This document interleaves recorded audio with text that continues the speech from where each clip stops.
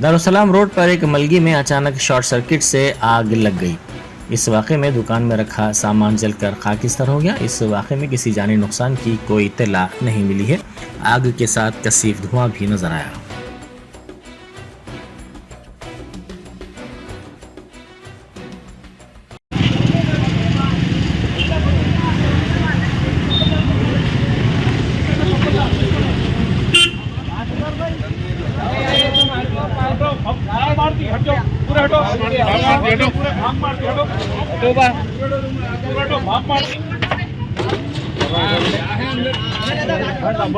गरम रहेगा वो।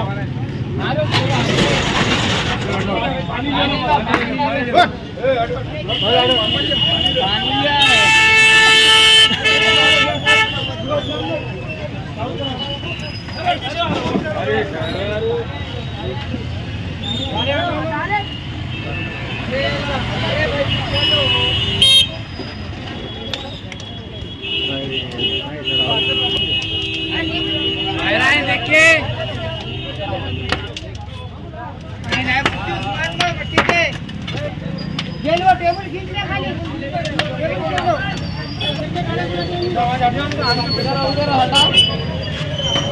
अरे गाड़ी गाड़ी हटो बॉस बॉस बॉस वो गाड़ी चलो